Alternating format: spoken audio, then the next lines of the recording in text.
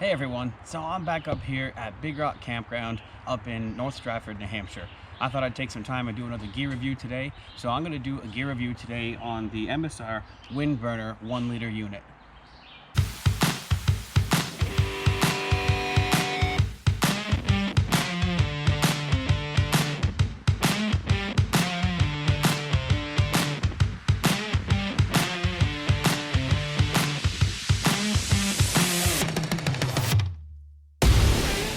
Alright, so I would like to go over all the components and aspects of this little unit. Tom and I both of us have this unit. We've been using this for years and years. It's nice, compact. You can easily store this inside of your backpack. When you're doing long hikes, you can bring it with you when you're camping. This unit is amazing. It's not cheap. I will put a link for Amazon and for their direct website in the description below. But these units are worth it. They are pricey, but they're worth it. So let me walk you through the whole process of this. So on the bottom, we have this cup here, and it does have 4, 8, and 12 ounce marks. I don't know if you can see those or not, but it does have marks for different levels of water. You can measure on your bottom cup. You can drink from this also if you wanted to. Another cool little feature, the top of the whole cup also has a drinking spout, and it has a little spout so you can let steam go through if you have hot water, or just allows you to be able to have water flow. Cool thing is that this will fit right on top of this little cup, so you can have your whole cup as one drinking unit if you want to. I've used this actually numerous times when I've been out hunting even. I will bring this with me with a freeze-dried breakfast meal. And what I will do is I will take the extra hot water I may have that I have used for my freeze-dried meal. I'll put it in here and I'll drink some nice hot water when I'm out in the field hunting. And this warms your hands up. You hold it like this, you drink some hot water. Oh, it's perfect when you're in the woods hunting. So I'll get into the rest of it. This right here is the base. So this has the 3 sides on it that'll fold open. This is the base you can put your gas canister into, and there are multiple sizes of gas canisters, and I'll go over that in a little bit too. But this is the base you can put it on, so in case you have an uneven surface, this little base will help to support your gas canister, because this unit does attach to the top of your gas canister, and if it's on uneven ground, it can tip over, which would be a bummer. You lose your water and it might ruin your unit. You don't really want that. So that's what that unit is. And then in here, sorry, you might hear it in the background. So this is a 4-wheeling campground, so there'll be 4-wheelers going by all day. So, but Tom and I have also found here to take the burner unit itself, we wrap it in cheesecloth, so that way you're not scratching and scoring the inside of your cup. So this is your burner unit. We just wrap it up in cheesecloth and keep it in there. Now the cool thing is they designed this so you can even put one of the smaller canisters of fuel inside on the bottom of your cup, which is awesome. I love that. So you can actually have your fuel and everything all packed in this one little unit together. I don't know what the weight is with all of this. I'd say maybe a pound and a half, not too terribly bad. But the nice thing is it's very compact at that point in time. You have everything you need all in one compact unit. But also you can see how they have the concave bottom of the fuel canister, but they also have this one that's actually got that nice shape also. It's the same shape. It's like a puzzle piece. These fit together perfectly like that, so it actually utilizes the amount of room, and it just stores beautifully. So one thing you'll also notice on the top of the burner unit, this little wire strip right here, if you can see that, that actually is one of the indicators to tell you do have flame on your burner. It will start glowing orange, and that's a huge help when it comes to doing this. So on the bottom, this is your fuel valve. This little unit will flip out, and on the side you'll see here it has a plus and it has a negative for how much fuel you want. So obviously you're going to twist that to the plus to turn your fuel on, go to the negative, turn your fuel off. But this little unit screws right on top like so, and like I said, if you're on a picnic table or something along those lines, it's a pretty solid base. If you're on a rocky surface or whatnot, you can use this little unit. It can be a little bit of an interesting adventure learning how to get this on. You basically just flop these over, but now you have that as a little wider base for you when you're using it. So that's the burner unit. Now what you would do is you would take this and you would turn your fuel on, and in this case I have my little tiny burner unit on top of my Colbin, my Coleman propane, so I can, a little bit of flame there. And with this, you'll hear it when you have fuel coming through it. I don't know if you can hear that or not. There, that's probably better. That's full fuel. That's the fuel coming out of it.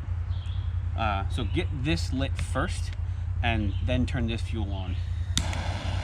And it doesn't take much, a little spark.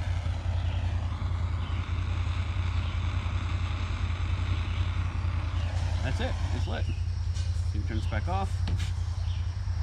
Now you can hear this unit going. And I don't know if you can see that little wire I was telling you about. See how it's kind of glowing? That means your fuel is on, or your burner is going. And that whole unit will be your burner, and it puts out a lot of heat. I believe what they say, and I've timed it myself before too, they say that, and this also, this cup on the inside, it's got a whole bunch of different measuring units for volume of water. I've done it before numerous times. I can boil 20 ounces of water in this in right around 2.5 minutes. It is very, very fast. Right now I don't have any water in this. I'm not going to put this on here right now because it will start trying to heat it up. I don't want to ruin it. But anyway, that's how that unit works. And then when you're done with that, so you can either make coffee with this, you can make tea with this, you can use it for freeze-dried meals. This thing works great, and like I said, it's awesome when you can take it all, combine it all back together in one convenient little unit. So this just fits on the bottom, like I said earlier. And sometimes even if you have leftover hot water in here, obviously you saw at the beginning, this fits on here, you can drink straight out of this also. I would not recommend cooking ramen noodles or Easy Mac or freeze-dried meals inside of this cup, or oatmeal or anything along those lines, because it can be a pain to clean it. I've only ever put water in this one, and that's it. But also it does have a little carrying handling on the side, handle on the side. But in all, it's an awesome little unit. Again, like I said, I will put the price in the description below. Yeah, I can't say good enough things about this. It's nice and easy to pack. They're a ton of fun to use. And if you are looking for something where you can take it for hiking, camping, hunting, fishing, this is your all-around little unit. You can make coffee, tea, food. It is perfect. Check them out. Hope this video helps, and good luck, and have a great time on all your adventures out camping, hiking, or whatever it is you may do out in the great outdoors. I'd like to take a quick minute to go over the comparisons between the two different types of stoves that I do use when I am out camping or hiking or wherever I may be, or even hunting. There is a difference between these two MSR stoves. I wanted to go over that with everyone real quick. So the Windburner stove, this one, if you'll notice, it's completely enclosed. It's got this mesh metal on the side of it, which helps to allow airflow to come in a little bit, but at a very minimal amount. Most of your flame and everything is contained right here on the top. So when you're taking your Windburner cup, and I don't know if you can see it or not, but there is little nubs. There's 3 of them. One here, one here, one here. On the side you can see where it's indented. That's to sit inside any of these little slots. So this will slide in here and you twist it. It actually stays together. Now what that does when this is all going, it keeps your flame contained. That's why they call it the Windburner. That way your flame doesn't get blown out on you. So this is a awesome little unit. So wind is not going to be able to get in here and push out your flame, blow it out, and then have to try to restart it. It's not going to kill your boil. So that is the nice thing about this unit compared to this other one, which is MSR's Pocket Rocket. That one, as you can see, completely exposed. There is no cover unit. This one, the flame comes out right here. It is completely exposed versus this one is enclosed.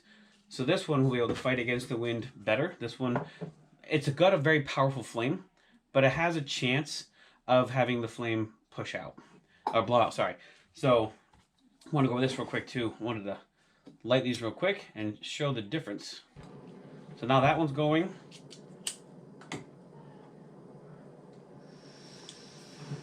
So they're both going at this point in time. But as you can see, fully exposed flame. This one, even without the cup on it, is pretty enclosed. Pretty big difference. So here's a fun little part of the video. I just wanted to show the comparisons also between the flame sizes. So I have my overhead light on right now over my my little everything bench. I do in my basement here. So this is where I do my reloading and everything else. If I'm cleaning guns and whatnot, this is my little bench downstairs. But I wanted to show a quick little adventure with. I wanted to show a quick comparison of the flames and the differences. But then I'm going to turn this light off so you can see them in the dark. So this is the MSR Pocket Rocket 2. You can see that one. This is the Windburner. So they are both lit. I'm going to turn the lights off. And I'm going to go up with one, and then down with it, and then up with the other one, and then down with it. So I'm going to start with the Windburner. So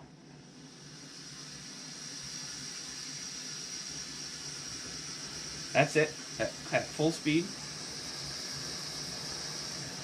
You can hear it, and see it gets a pretty good flame on it.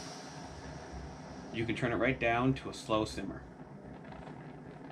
It's just about going out almost.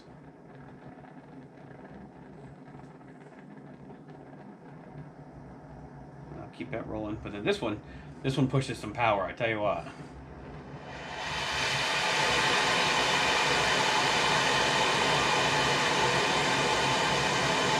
It's almost to the point of where if you put in too much, it doesn't have an effective burn. But that one has a lot of power to it, or you can write down, same as the other one, to a small. This one is much smaller. You can really control this into a tiny little simmer. But that is the the difference in flames. So I'm gonna turn my light back on here. So yeah, really cool comparison between the two stoves. The other big difference I noticed too is that when I'm using the Pocket Rocket stove, when I want to turn it on for fuel and then off, so you can see it rotates to about here, and I can hear fuel coming out. So it's almost a quarter of a turn, versus the Windburner. When you go to turn the fuel on with this one,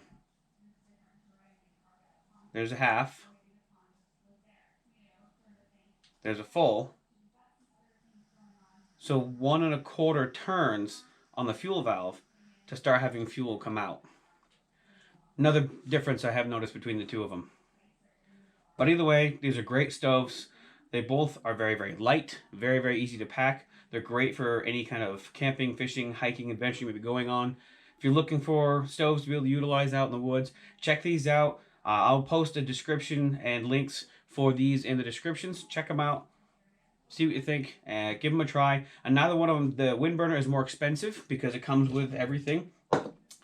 This one is a lot less expensive, but again, I'll post the description, the link in the description so you can look that information up. But yeah, check them out, and I hope these videos help you when determining which stove you would want to purchase and use in your adventures.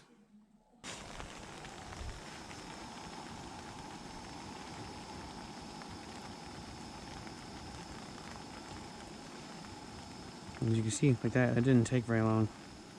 That's just, there you go. There's your rolling boil. That's as long as it takes. Once it gets to a rolling boil, and now it's common for it to shake when it gets to a rolling boil. You can see it's moving around a bunch. I just turn my fuel off. That's it. That quick. Then you have freeze-dried meal ready to go. Twist it counterclockwise to remove it. I just pour in my water into my food. Put that back on there. Take my spoon.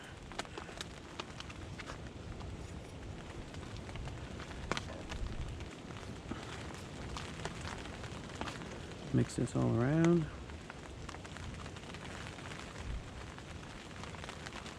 I say to mix it all up and then let it sit for a good 10 minutes. I give it a good mixing.